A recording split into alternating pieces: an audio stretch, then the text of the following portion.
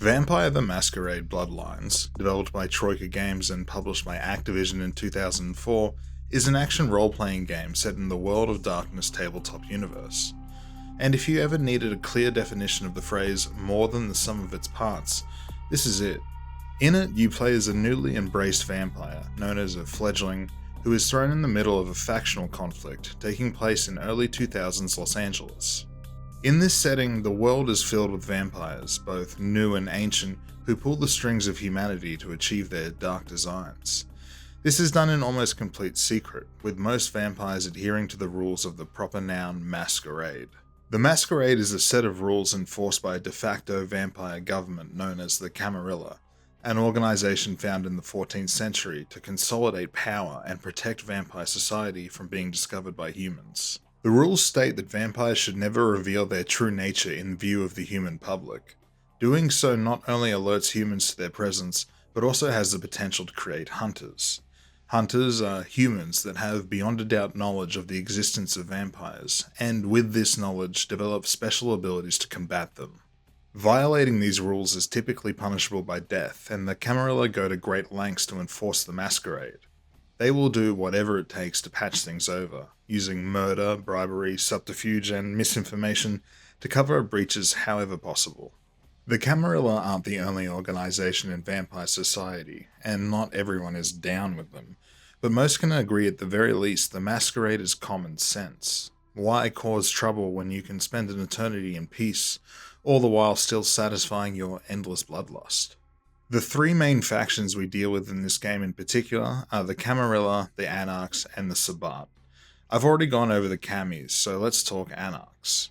From what I understand, the Anarchs are simply common sense vampires that hate the idea of being ruled over by preppy, aristocratic, old-timey Europeans. They believe the Camarilla and its rules are just a farce to control others. Then we have the Sabbat, who are vampires that have given in to their bloodlust entirely and don't see any value in the Masquerade, as humans mean nothing to them. They have no connection with the humanity they once held, unlike the Camis and the Anarchs, who believe it is important to hold some connection to it. I'm no expert on all this, having only played this game and done some research on Wikipedia, but this is a game that is greatly elevated by the rich lore and well-realized world it has to draw from. There is something really special about a well-adapted tabletop setting that you just don't get as often with brand new IPs. The world feels lived in with a history that clearly had a lot of thought put in. When people talk about how good this game is, I think the setting chosen and how damn well it's adapted to video game form is a huge part of it. With all that background out of the way, let's start talking about the game itself. Vampire is an action RPG played primarily from the first-person perspective, though the game does switch to third-person when engaged in melee combat. I focused on guns for my playthrough, so the game functioned a lot like a first-person shooter for me. Starting out as a new vampire, you'll have to choose your clan and starting stats. In the world of Vampire, there are 13 clans, and here we are able to pick from one of 7. Clans in this world are all descendants of ancient vampires, their bloodline, if you will, passed on from sire to fledgling. In the lore, they all have their own features, cultures, and organizational structures. In this game, these are translated into what is essentially your RPG class system, with their own sets of powers, traits, and role-playing opportunities. I played as a vampire from Clan Toreador, vampires who are fond of the arts, but unable to create art themselves. They are the clan most resembling humankind in both appearance and societal norms. The game has something of an alignment system called humanity, which I'll talk about later, but as a Toreador, it meant my alignment swings are doubled. I gain double humanity for doing good, and lose double for doing bad. It was never something that actually affected my playthrough, so overall it felt like Toreador was a safe and vanilla clan to play the game as. In the middle of the spectrum we have Clan Ventru, who are of a noble bloodline and see themselves as the top of vampire society. Because of this, they are unable to feed on anything less than humans in good health, viewing everything else as below them. On the complete other end, we have the Nosferatu having a more drastic impact on your gameplay. Members of Clan Nosferatu are clearly not human in appearance, and as such are deemed walking masquerade violations. By choosing to play as one, you'll have to play as stealthily as possible to make it through the game, as you're only allowed 5 Masquerade violations per playthrough. Masquerade violations is something of a currency you have to spend over your campaign. Violate the rules 5 times and it's game over. The game is broken up into 3 different styles of zones: Elysiums, Masquerade, and Combat. Elysium zones are the domains of other vampires, in which you are forbidden from both using your vampiric powers, known as disciplines, and your weapons. Masquerade zones are public areas in which you are allowed to feed, use weapons, and disciplines, but being seen doing so will result in a violation. Combat zones are anything goes areas where none of these rules apply. There are times in conversation where you can reveal your vampiric nature to others, and in doing so may incur a violation also. Throughout the game you'll have chances to get what are called Masquerade redemptions, which will nullify a previous violation. This is why I say it sort of functions as a currency to be spent. If violating the Masquerade makes the situation easier for you either in combat or conversation, it can be worth just going for it as long as you don't have 5 violations at once. In my playthrough, I didn't incur any violations, or feel the need to tempt any, but it is probably more important in a Nosferatu playthrough, or if role-playing as a vampire that just doesn't care for the rules. Once you've chosen your clan, you are then free to allocate your stat points into your character. Each clan has a set of 3 disciplines they are able to invest in, as well as having abilities common to all vampires. It's a pretty typical spread of stats here that will be familiar to anyone who has played an RPG before, but the amount of different categories on the sheet is a little confusing. You've got attributes, abilities, disciplines, feats, and then after that, all the subcategories within them. The 3 disciplines I got as a Toreador were all pretty cool. Auspex is an ability that raised my stats and let me see through walls. Presence is a debuff to all around you. Celerity was my star ability that carried me through the game.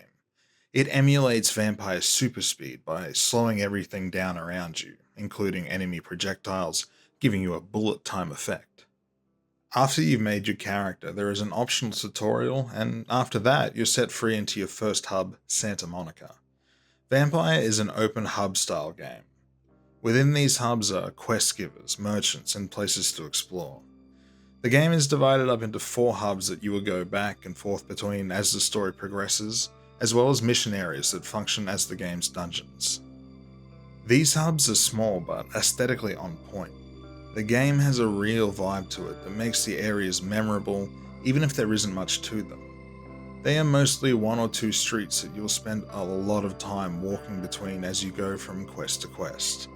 The game has an unfortunate amount of quests that are just taking messages from one character to another, and my feet began to tire. It doesn't take long to have fully explored a hub. There are only a handful of enterable locations in each, and after you've discovered them, there isn't much to find. This isn't a game of collectibles and searching every nook and cranny. There just isn't that much to find here other than the occasional vendor trash. Around 2/3 into the game, I decided to enable no clip for travelling around the hubs, and to be honest, it didn't really feel like cheating. I felt more like a vampire, being able to fly around the streets than I did walking up and down the same one repeatedly. A big part of Vampire is interacting with other characters. This is a Choice Matters RPG, albeit an early version of one. There aren't a whole lot of branching forks in the storyline, but you do get a choice in what posture you take with others. You can also level up social skills to get better or non-violent endings for quests, though there are many times when combat is unavoidable. Take that as a warning. This isn't a game where you'll be able to talk your way out of every fight, so make sure you invest in combat stats as well. As I mentioned earlier, there is something of an alignment system in this game called humanity. The less points of humanity you have, the closer you are to the quote-unquote beast. You gain points of humanity through helping people and doing the subjectively right thing, and you lose points for the opposite. Like Masquerade violations, I didn't have any problem keeping max points of these throughout my playthrough, so mechanically they didn't affect me. This game is full of interesting characters and voice performances. We've got talented voice actors such as Phil Lamar. I told you, I will get to you when I can. Please take a seat. We're getting no response. Phil Lamar. Before we do business, before anything changes hands, I want you to hear this. If you try to cross me, I will fuck you. And Phil Lamar. I am the proprietor and salesman of the month several years in a row. And if that's not enough, we also have John DiMaggio. Kindred's gotta keep up with the times. And in modern day Los Angeles, that means coming strapped. And John DiMaggio.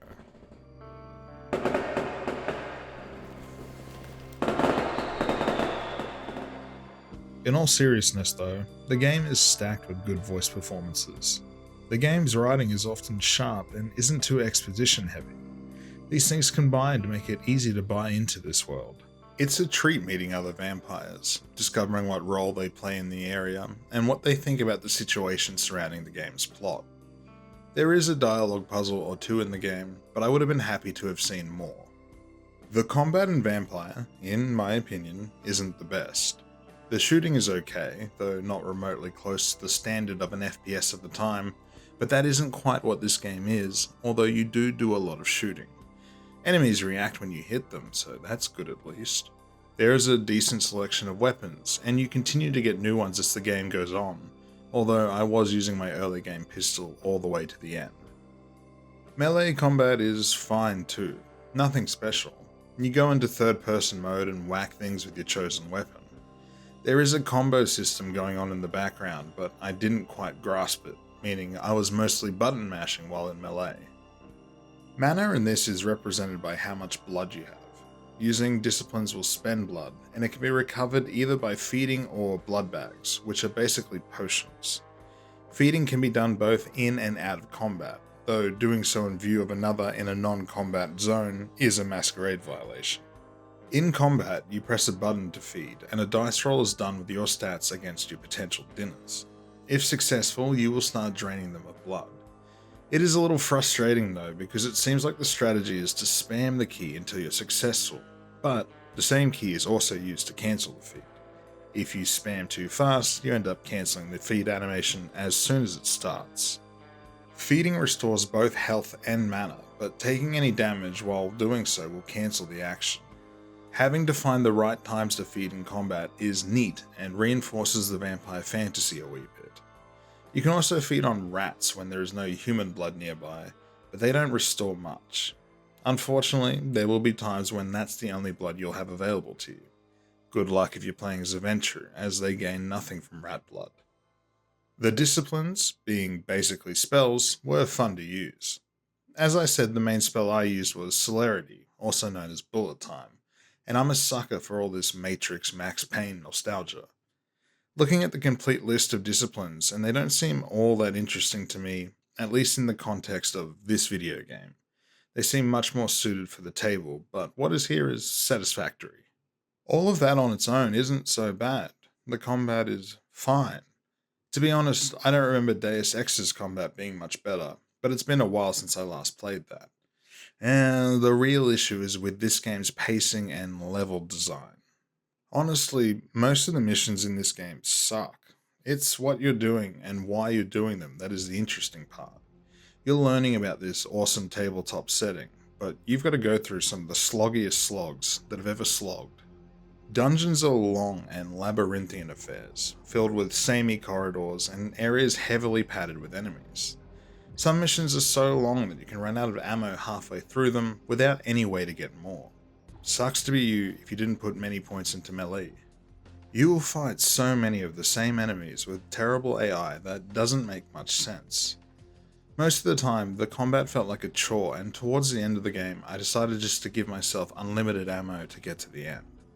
I don't like to cheat in games, but I was really at my wit's end with one of the bosses. The boss design and the fight itself was interesting, but also one of the biggest bullet sponges I've ever seen. On some other notes, the game does have a number of bosses, but none of them really stood out to me except the one just mentioned. The game does have stealth, but its implementation is pretty piss poor. Sometimes you can walk right past enemies, and other times they can see you from half a map away. It just doesn't make much sense, and the internal logic determining whether you get spotted or not wasn't clear to me. All of this said, there were only a few sections of the game where I was having an actively bad time, But even when it's at its best, the combat is the least enjoyable part of playing Vampire. Real-time combat with dice rolls is a thing that I imagine is pretty difficult to get right, so I can't blame Troika for trying. Something I must note, and this is probably obvious to anyone that has played this game, is that one of the missions is of a completely different genre to the rest of it. The mission has you going to an abandoned hotel and plays like a haunted house walking sim. The atmosphere, the sound design, and the mission structure is impeccable. A few years ago I tried to review this game, but ended up stopping shortly after this mission for whatever reason. Even on this second time going through it, it still proper spooked me.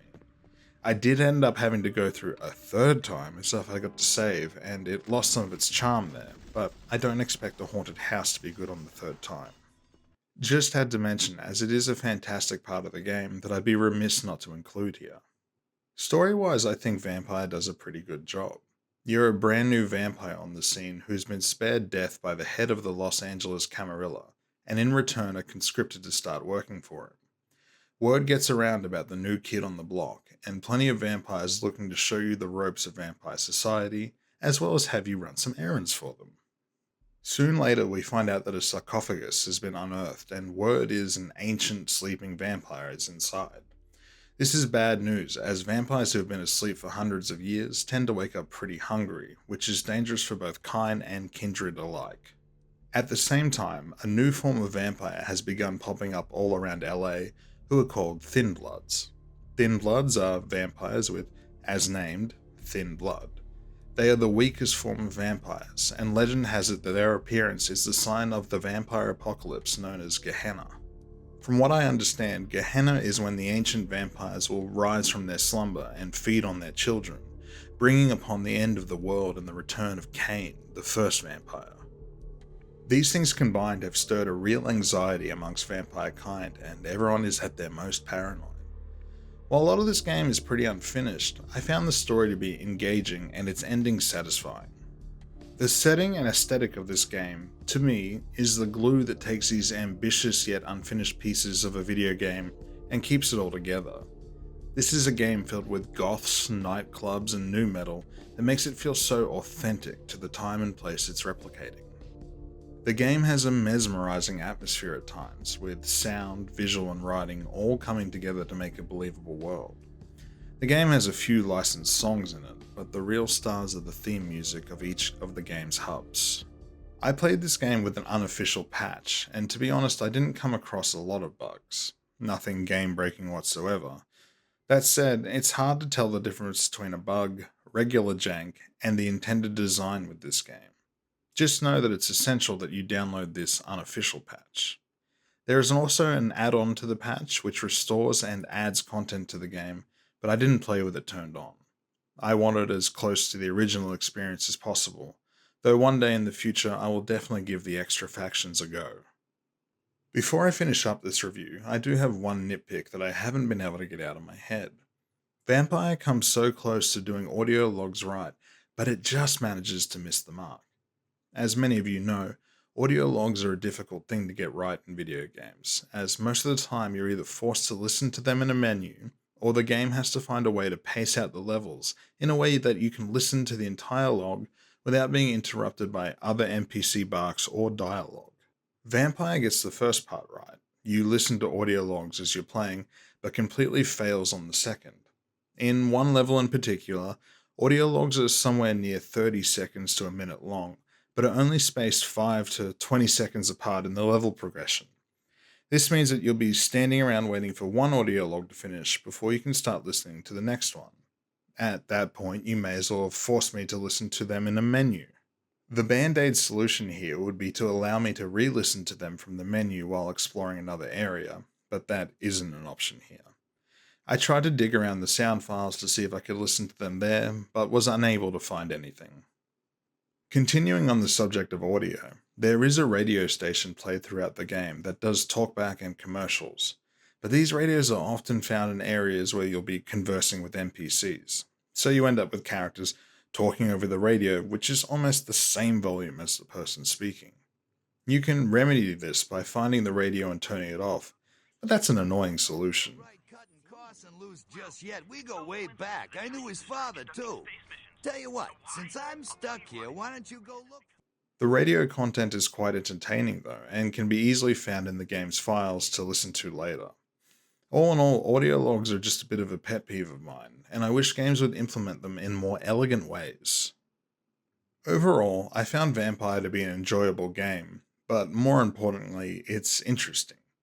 Interesting for the time and place it recreates, and interesting as a product of veteran game developers who were perhaps too ambitious in the scope of the budget they had to work with. After going over budget and over schedule, the team was given a set date that the game had to be out the door, and it shows a little. A lot of the game is empty, and a lot of the systems feel half-baked, but this isn't by any means a bad game. To me, the game has a little sprinkling of Fight Club, The Matrix, and really activated my 2000s nostalgia receptors. Combined with the rich lore and world building drawn from the tabletop, what you get is a game that is more than the sum of its parts. I'd recommend this game to anyone with an interest in those things I've mentioned, or just someone with an interest in older role-playing games in general. If you've made it this far into the video, I'm going to assume that's you, so go ahead and give this game a try. As of writing in August 2025, there is a fantastic companion podcast called Real Lich Hours being produced by the folks over at Duckfeed that I advise taking a look at. It's part audio let's play, part mechanic explanation, and part lore primer that can help immerse you into this setting, especially if you're having difficulty working around the janky mechanics. Thank you all for watching, and I'll see you next video.